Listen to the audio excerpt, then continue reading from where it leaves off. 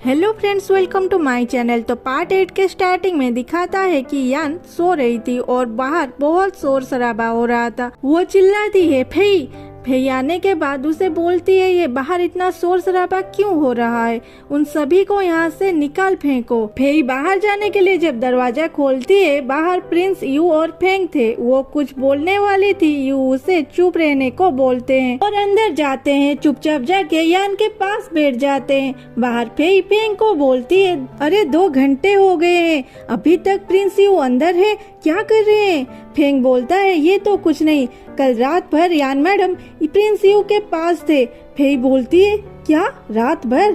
Feng बोलता है धीरे बोलो, धीरे, उन दोनों को डिस्टर्ब मत करो। अंदर यान चिल्लाती है फेई मुझे पानी पीने दो। ये सुन के प्रिंस यू उसे पानी देते हैं। यान पानी पी के फिर से सोने जा रही थी।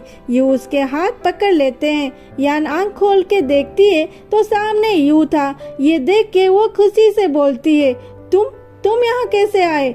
यू बोलता है मैं तुम्हें यहाँ थैंक्स बोलने आया हूँ।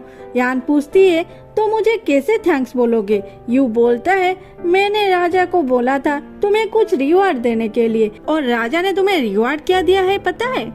तुम्हें अब प्रिंस यू का ख्याल रखना है, वो भी जीवन भर उनकी पत्नी बनके। ये सुन के यान नाराज हो जाती है।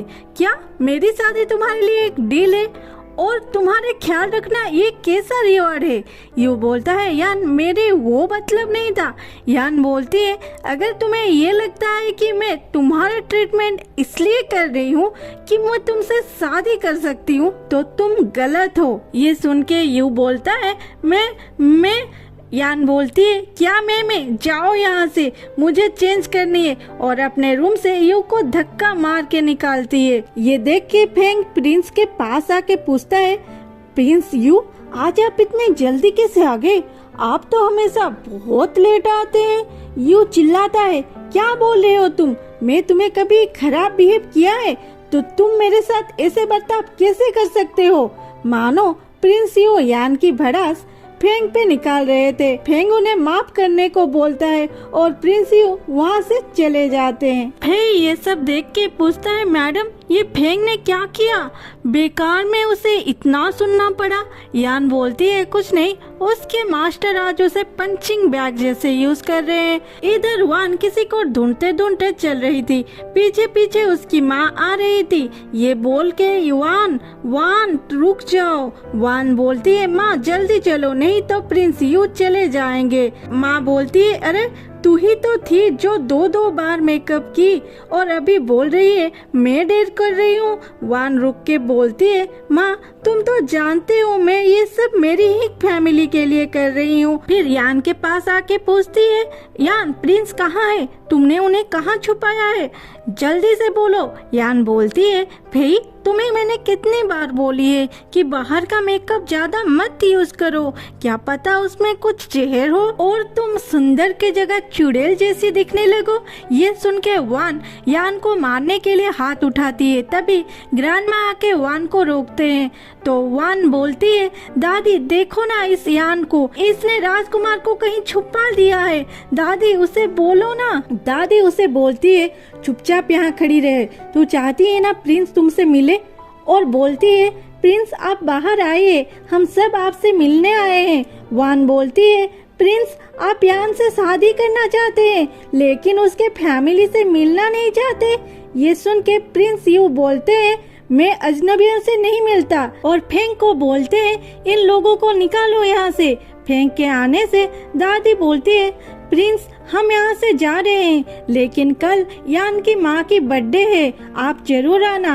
रात को यान यू का ट्रीटमेंट करती है। यू सालाइन बोतल देख के पूछता है ये सब क्या है, तुमने कहाँ से ये सब सीखा? यान बोलती है मेरे पापा जब विदेश गए थे तब वहाँ से सीख के आए हैं, पर तुम इस बारे में किसी को मत बताना, इसे सीक्रेट ही रखना, नहीं तो मैं तुम्हारा ट्रीटमेंट नहीं करूँगा। फिर यू ऐसे बिहेव करते हैं जैसे उन्हें बहुत जोर की ठंड लग रहा है और वो बोलते हैं फेंग को बोलो मेरे लिए आग लगाए, और मैं ये ठंड इसके आगे कुछ बोल नहीं पाते। कांपने लगते हैं। ये देख के यान उनका फिर से चेकअप करती है। उनका जहर फिर से असर करने लगा था।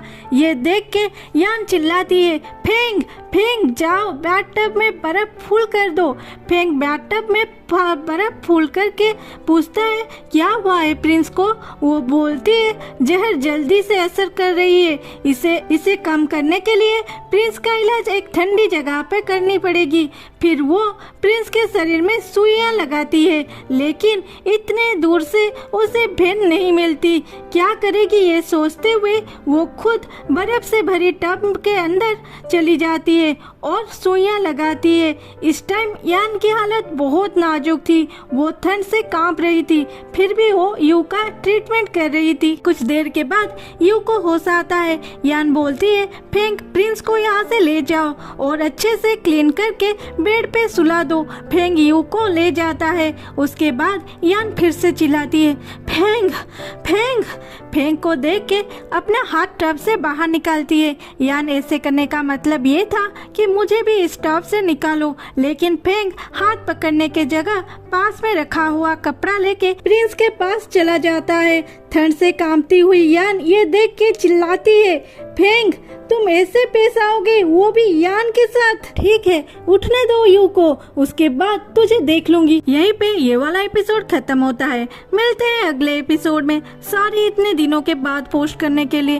क्या करूं, मुझे यान को जैसी वाली बुखार होने वाली है वैसी वाली बुखार हो गई थी। और हाँ आप सब ठीक हो ना, सीजन चेंज हो रही है, इसलिए ख्याल रखना अपना।